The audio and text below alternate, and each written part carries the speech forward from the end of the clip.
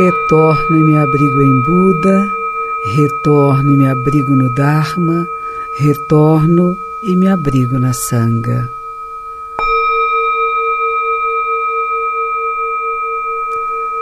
As três joias, os três tesouros, Buda, Dharma e Sangha, neste momento Zen. Aqui na Rádio Mundial, ao vivo pelo Facebook, você também pode acompanhar. Estamos abertos para falar com vocês. E hoje, dia 21 de agosto de 2017, ano Buda 2583, hoje é o dia do solstício de inverno. É um dia muito interessante porque é a noite mais longa do ano. Tem o solstício de verão, que é a noite mais curta, o dia mais longo do ano. Hoje o dia é o mais curto e a noite mais longa, porque nós estamos mais distantes do Sol. É muito bonito isso, né? Há pessoas que façam várias interpretações, falaram hoje, porque teve também o... Como que chama, Nilo, quando sai a Lua? É o eclipse. O eclipse solar completo. Tivemos o eclipse solar completo, que só pode ser visto na América do Norte, e que nós não vimos aqui, e que também é uma coisa raríssima de acontecer. E algumas pessoas acham que isso interfere com a nossa vida, com os nossos relacionamentos. A Samira aqui da Rádio Mundial me mandou hoje que às 15 horas e alguns minutos, não me lembro, que nós todos fizéssemos uma meditação pela paz mundial, pelos bons relacionamentos. E eu concordo plenamente. Eu acho que todos os dias nós devemos, não só nos dias do solstício, não só nos dias especiais de eclipse, mas cada dia nós devíamos de resgatar alguns momentos para fazermos uma meditação, uma prece, uma oração, para que haja paz na Terra, para que haja mais harmonia, que haja menos discriminações, preconceitos e violências, que nós vimos durante a semana passada com muita tristeza. Que bom seria se nada disso estivesse acontecendo, se não houvesse acontecido. Atropelamentos em Barcelona, em Charlottesville, nos Estados Unidos, manifestações desagradáveis, discriminatórias, e não é só isso o que foi dado na televisão. Mas também muitas coisas bonitas aconteceram. Há pessoas que não têm nenhuma noção de discriminação, que são bondosas. Há pessoas que ajudaram aqueles que se feriram, que se machucaram. Há pessoas que na rua, sem nenhuma intenção, ajudam alguém, dão a mão. Então tem coisas muito bonitas acontecendo. Então cuidado. Não pense só nas coisas negativas que a imprensa está divulgando, porque há coisas muito boas que não estão sendo divulgadas. E, às vezes, dá aquela impressão, aquela sensação de infelicidade, desesperança, mas olha para o lado, tem uma pessoa boa aí pertinho de você. Eu agradeço essa semana. Eu estive em Rio do Sul, é uma cidade lá em Santa Catarina, teve uma feira chamada FairSul. Eu fui convidada a fazer uma palestra e eu desci numa cidade chamada Navegantes e fui até o Rio do Sul. E antes de eu falar, teve um homem muito importante para mim. Ele é um velejador. Ele é do Uruguai, mas ele é casado com esta moça do Rio do Sul, onde ele reside. Tem 3 filhos lindos. Chama-se... Eu não me lembro, eu vou lembrar o nome dele daqui a pouco. Horácio. E Horácio, ele descreveu, porque tem uma competição que chama Volvo, né? Que dá uma volta ao mundo, 9 meses dentro do barco velejando. As pessoas parecem que se amarram no barco porque as ondas são tão fortes. E ele mostrava trechos do vídeo e cada vez que vinha uma onda daquela enorme, a gente sem querer abaixava a cabeça como se, né, não fosse molhar os olhos, né, molhasse por cima da cabeça. Uma aventura, uma prática esportiva muito forte, de muito treinamento, e que eu achei mais importante e que eu sempre digo para mim e para todos nós temos que colaborar uns com os outros, cooperar e colaborar. Em vez de ser contra alguém, é a favor de. Como é que nós formamos cada vez mais times melhores? E no final eu fui autografar alguns livros e alguém deu um dos meus livros para ele e eu escrevi: estamos todos no mesmo barco. O mesmo barco em que nós estamos é o planeta Terra. Nós somos a vida da Terra. Nós estamos nessa nave espacial juntos. E nós temos que começar cada vez mais a desenvolver a capacidade de colaborar e cooperar uns com os outros. Mesmo pessoas que são diferentes de nós. E ele dizia, às vezes tem pessoas de 15 etnias diferentes trabalhando juntos, de 15 países diferentes que têm cultura. E como que nós conseguíamos, ele diz, às vezes com até dificuldades e conflitos, nos organizarmos e cooperarmos. A equipe que enterra, que fica em terra, a equipe que desenha e que projeta os barcos, ele é um deles, ele é um engenheiro. Foi muito interessante de nós pensarmos que tantas etnias, tantos grupos sociais diferentes existem e que nós podemos trabalhar juntos, cooperando, colaborando uns com os outros. O nosso barquinho chega aonde quisermos. E eles tiveram até uma rachadura no casco, no meio do mar, no meio do nada. E as únicas pessoas que podiam ajudá-los, sabe quem eram? Os outros competidores. Então você perceba, você que às vezes segue um time de futebol e quer brigar com a pessoa porque é do outro time. Olha, se não houvesse este outro time, não haveria jogo. Nós precisamos de times diferentes, precisamos de pensamentos e olhares diferentes sobre a realidade que vão completar a nossa visão, não lutar contra, não brigar. É tão importante isso. E fui depois para um encontro muito bonito na Feira do Livro de Extrema. Extrema é uma cidade, a primeira cidadezinha ali de Minas Gerais, depois de Bragança Paulista. Foi muito bonito. Uma feira do livro lotado de pessoas e eu tive uma conversa com um psicanalista, professor de psicanálise, de psicologia da USP, chamado Christian Bunker, que ganhou prêmios Jabutis de literatura, né? E foi muito bom conversar com pessoas inteligentes e a plateia também muito inteligente que nos fez perguntas. E uma das perguntas que muito me achou agradável, alguém disse: mas professor, o que é o ego? Ego é uma palavra que Freud, que foi um dos iniciadores de psicanálise, etc., né, criou. E ele dizia que nós temos vários níveis de consciência, um deles é chamado de ego. Ele descreve o ego assim, como uma pessoa que preparasse tanto para viajar, verificasse a mala, arrumasse tudo direitinho, pegasse todos os documentos, projetasse tudo e não saísse na viagem. Isso é uma explicação que ele deu.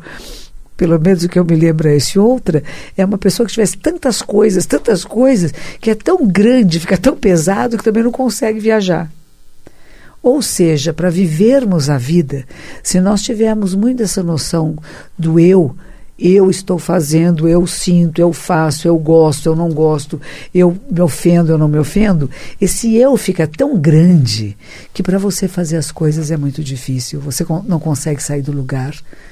Mas se você deixar esse eu no seu lugar, pequenininho, ele tem a sua função na nossa vida, mas não é ele que manda em tudo, ele não controla tudo, não está o tempo todo julgando e comparando, mas estar vivendo e experimentando. Diga, Nilo, temos pessoas? Sim, boa noite a todos. Cohen, veja bem, Karl Marx. Não é Karl Marx, é Karl Marx. Ele diz que gostaria de ser zen budista e pergunta como se tornar. Bom, a primeira coisa, Karl, você precisa começar a fazer zazen. Zazen é meditação sentada. Eu espero que você possa ir a algum lugar onde tem alguém que possa orientá-lo, e é por aí que nós começamos. Nós temos curso online, você pode verificar nos nossos sites, zendobrasil.org.br, monjacoen.com.br. Existe um curso online que é muito principiante, mas é bom, é um lugar para começar. Se você mora longe de São Paulo, no Rio de Janeiro, um pequeno grupo, Porto Alegre tem um grupo, tem em Brasília, tem em Campina Grande, na Paraíba. Então você teria que procurar. Tem outros lugares também que não são ligados diretamente a mim, mas que são da nossa ordem, né? E o curso online? E o curso online está nos nossos sites. Então, se você procurar no curso online, você pode começar a praticar a Zazen e começar a entender um pouquinho mais o que é o Zen Budismo. Porque não sabemos a localização dele, né? Isso. A Belinha e a Rose, ambas falam sobre a oração do arrependimento. A Belinha gostaria de saber se é necessário fazer todos os dias de lua cheia e lua nova, ou apenas um dia de cada lua. Enquanto a Rose, mais uma vez participando lá de Santa Catarina, de Rancho Queimado, ela pergunta se hoje a oração do arrependimento tem força maior devido ao eclipse.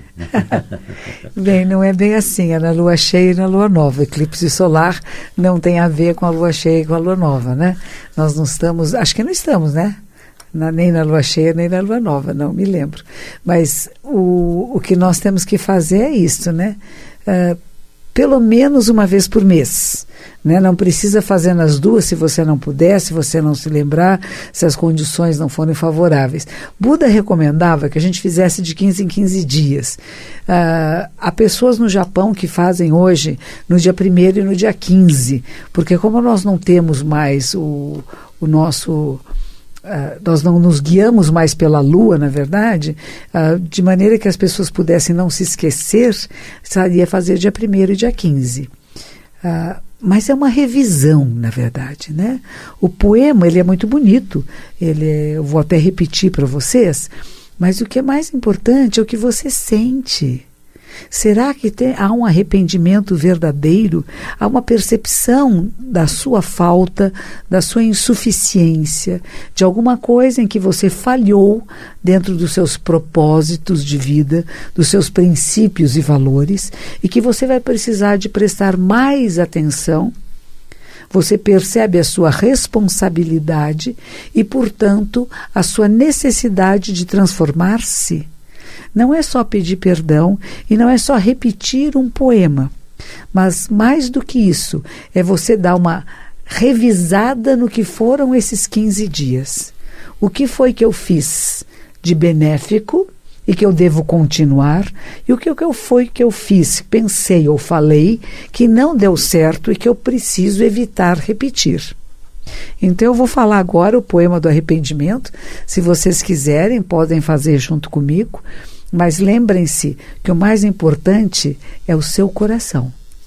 Então colocamos as mãos palma com palma. Todo karma prejudicial, alguma vez cometido por mim, desde tempos imemoriáveis, devido à minha ganância, à minha raiva, a minha ignorância sem limites, nascido de meu corpo, boca e mente, agora de tudo eu me arrependo.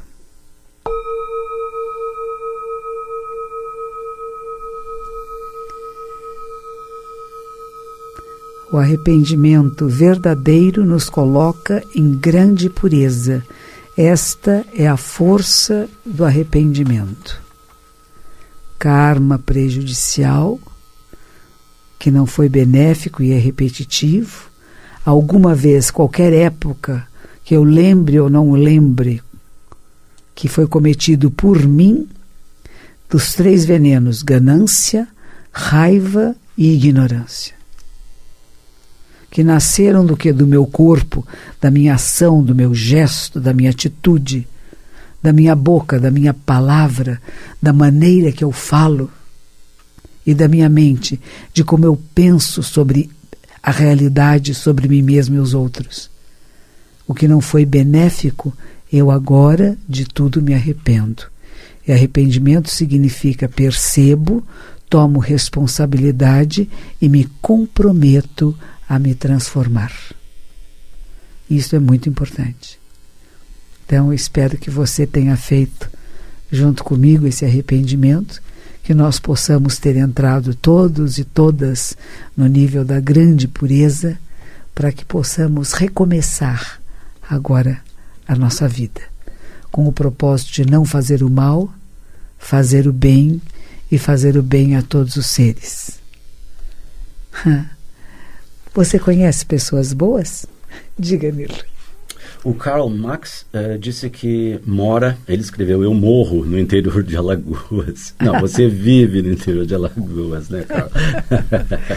Então, eu acho que para ele, realmente um curso online, realmente... Veja se você está pegando a gente aqui no Facebook, significa que você tem condições de pegar o nosso curso online. Então, veja lá, monjacoen.com.br ou zendobrasil.org.br e você vai encontrar o curso online. Inscreva-se, você vai provavelmente receber um livro pelo correio, mas mais do que isso, você assista às aulas online e você vai ter um lugar para você escrever, para você ser orientado por um monge. Eu acho que vai ser muito bom. E um dia, quando você puder, venha a São Paulo. Vai ser bom conhecê-lo. Bom, lembrando que a senhora começou praticando via correspondência, não é? Foi, exatamente. Quando eu me interessei por práticas meditativas, o Self-Realization Fellowship é um grupo, né, do Paramahansa Yogananda Ji, mandavam lições pelo correio. Eu lia, eu não tinha nem como falar com as pessoas. Eu lia aquelas lições e fazia conforme diziam para fazer. E depois de acho que uns 3, 4 meses, é que eles mandavam, perguntavam se eu estava indo bem e se eu achava que eu estava em condições de ir para o nível seguinte. Sem ter falado com ninguém pessoalmente. Então é possível fazer a distância, sim. Sem dúvida. E, inclusive a Arlete está perguntando se alguma meditação existe que ajude a dormir, esquecer os problemas e descansar a mente. Olha que interessante, né? Uma das coisas, tem várias coisas que nós podemos fazer antes de dormir. Tem um aluno meu que é médico de família no Rio Grande do Sul. Yaku-san é o nome dele. E ele recomenda às pessoas que não tomem remédios para dormir, mas que deixem de usar computadores e celulares pelo menos 1 hora antes da hora que você quer dormir. Segundo, que você pode se deitar na cama e relaxar. Começar a trabalhar relaxamento desde os pés, as pernas, o quadril, as costas, a cabeça. Relaxe e faça uma respiração profunda, suave, sem som. Deixe o ar entrar bem devagar. Faça uma pequena pausa. Deixe o ar sair bem devagar. E você vai ver que a sua cabeça se acalma, que o seu corpo relaxa e que você vai poder dormir. Uma orientação também é imitar o som de alguém dormindo. Imite, se você tiver alguém perto de você, se você é casada, se tem filhos ou alguém que durma no mesmo quarto, imite a respiração de quem está dormindo. É uma inspiração diferente. Se você fizer isso, eu garanto que irá dormir. E outras, hoje eu tive na minha dentista, Ana Junqueira, que eu agradeço muito, e ela, periodontista, e ela então me disse que ela está ouvindo antes de dormir os contos de Machado de Assis. E que você pode encontrar isso no YouTube. Você encontra falas de pessoas que você goste e você põe para ouvir antes de dormir. Tenho encontrado pessoas na rua que me disseram: monja, antes de dormir eu ouço seus programas, ou na Rádio Mundial, que é este Momento Zen, ou o que está no YouTube pelo canal Mova. E eles dizem para mim: eu durmo com você, você me acalma, sua voz me acalma. Então, o que você pode usar antes de dormir que ajude você a relaxar? Tem várias possibilidades. Ofereci algumas delas. A Ângela gostaria de saber, Coen, como lidar com a perda de uma filha.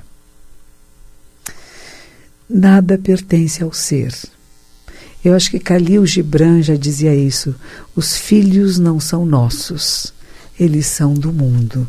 E nós não temos controle sobre a vida e a morte. Então, se você perdeu a sua filha, com certeza a tessitura da sua vida ficou rota. E você sente um grande vazio.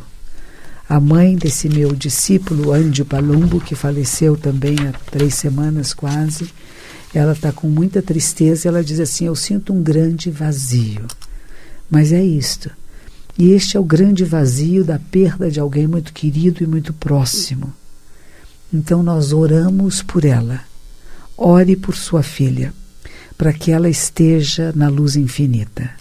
Porque se ela se foi antes de você, é porque a missão dela aqui já havia terminado. E em vez de apenas se lastimar pela sua dor, queira-lhe bem. Queira que ela esteja no melhor lugar possível deste universo e dos níveis de consciência. Que ela esteja na luz infinita, em paz e tranquilidade. E saiba que um pouco de você morreu com ela, mas um pouco dela vive em você. Cuide de outras crianças, adolescentes. Cuide de pessoas à sua volta. Pessoas que podem não ter pai e mãe e que precisam de carinho e afeto. Ofereça seu amor ao mundo. Não se feche. Há um luto que é necessário passar, uma dor que é necessário atravessar, mas há também o renascer de cuidar com ternura e amor de quem precisa. Cohen, o Pedro pede um abraço para ele e para a esposa Jacira. Pedro e Jacira, sintam-se abraçados e protegidos por todos os Budas e Bodhisattvas. Eu agradeço muito a vocês que fazem esse programa junto comigo. E eu gosto de lembrar uma frase de Buda que diz assim: tudo que existe é o co-surgir interdependente e simultâneo. Nada existe por si só. Este programa existe porque você está aí me ouvindo. O Rafael coloca uma questão interessante, a visão do budismo sobre a lei da atração. Qual é essa visão? É verdade que, segundo o budismo, algo pode se materializar a partir apenas do desejo ardente? Olha, eu não sei bem isto, sabe? Eu não conheço muito sobre a lei da atração, nem a lei da rejeição. Na verdade, o budismo trabalha sem apegos e sem aversões. Se nós estávamos falando que o seu desejar muito alguma coisa, ela acontece, não sei. Mas eu acho que nós podemos, sim, ter objetivos na vida e se trabalhamos em direção a eles, eles acontecem. Não é muito miraculoso, né? Não cai do céu. É o que você faz para que aconteça. Então, uma das coisas que você faz é querer. É esperar que aconteça. É trabalhar nessa direção. Mas apenas pensar... Se você apenas ficar sentadinho em casa, pensando que vai arranjar uma esposa, um emprego, um amigo, o trabalho que vai ficar rico, talvez você não atinja seus objetivos. Mas se você pensar e trabalhar nesta direção, acontecerá. Quando eu estava em Los Angeles, que eu fui procurar emprego e eu não estava conseguindo, eu me sentei uma manhã em meditação e eu entreguei ao universo. Que aconteça o melhor que possa acontecer. E conforme eu fui andando na rua e fechou um sinal luminoso, eu apenas fui para o lado que estava aberto e encontrei lá o meu emprego. Mas eu me entreguei isto. Eu não fui, tem que ser desse jeito, não plasmei, não fiquei imaginando como seria, mas abri causas e condições possíveis. Eu acho que isso talvez seja o caminho do Zen Budismo. Que os méritos de nossa prática se estendam a todos os seres e que possamos nos tornar o caminho iluminado.